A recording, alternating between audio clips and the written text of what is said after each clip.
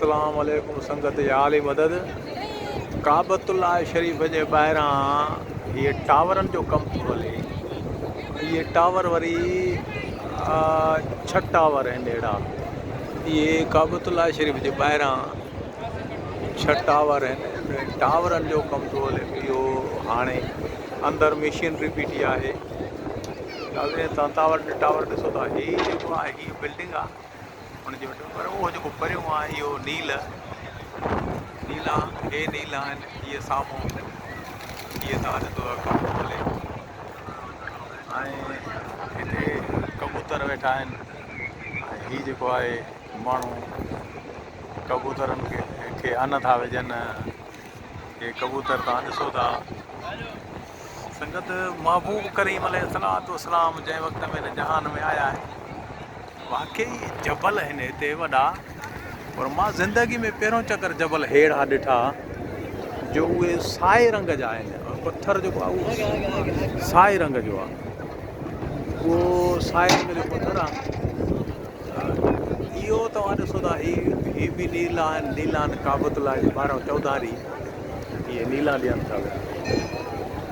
इहे नीला हलनि थियूं पियूं। हीअ टावर आहे उहो जेको वॾी बिल्डिंग आहे जेकी काबतुल्लाह जी नज़दीक ॾिठी हूंदी, जेको मथे कांटो बि अथसि।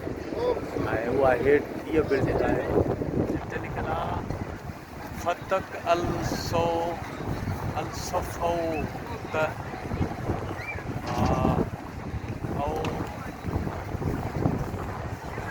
अलाए छा लिखियलु आहे। ज़रूरु तव्हां ॾिसंदा हूंदव। हीअ मंज़र काबतुल्लाह जे ॿाहिरों हरम शरीफ़ आहे।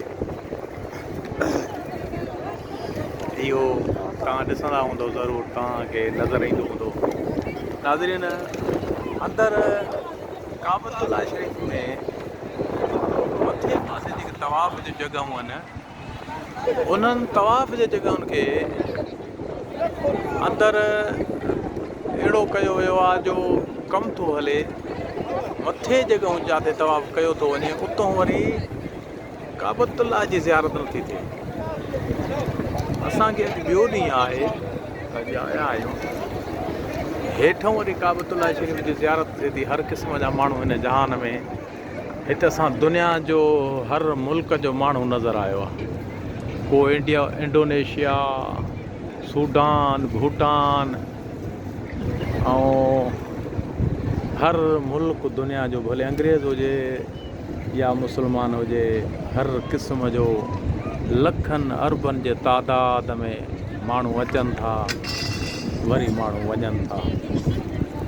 लखनि जे तादाद में वञनि था, लखनि जे तादाद में अचनि था।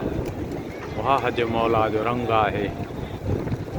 शुक्र अल्हम्दुलिल्लाह, असांखे मौला अली अलैहिस्सलाम जी आमद जी जॻह जी, याने मौला अली अलैहिस्सलाम जो घर मुबारक खणी चइजे काबतुल्लाह शरीफ़ खे, त उन जी ज़ियारत नसीब थी। वाह मौला तुंहिंजो रंग सरदार, सरदार जे नाम तो सदके वञा। उहो तो हलाए मुल्क खे, महबूब करीम जे सदके जहान खे हलाए थो पियो। इहे ॾिसो त लखनि अरबनि जे तादाद इंसान अचनि था पिया। ऐं साम्हूं हिकिड़ो जबल आहे। सम्झ में ईअं थो अचे त ॼण ज़रूरु महबूब मुस्तफ़ा पाक सरदार हिते बि विया हूंदा। नाज़रीन, घणा जबल जेके मदीना सरदार जे वक़्त में हुया, उहे हाणे अरबनि कटे करे हर शइ हणी छॾियऊं। ज़ियारतूं, होटल उते हणी छॾियऊं। उहा सूरत तब्दील थी वई मके शरीफ़ जी।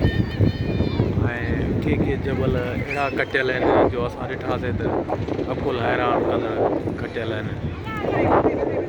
ऐं हिते नाज़रीन हिकिड़ो हर शइ पहिरियों नंबर आहे। जेके उहे हेॾियूं जॻहियूं तव्हां ॾिसो था न, त इहे इन्हनि जॻहियुनि जो हेठां ज़री बि घुरियल न आहे। घुरी वेंदी आहे। का सीमेंट के मसाला बि पहिरियों नंबर था अचनि हिते।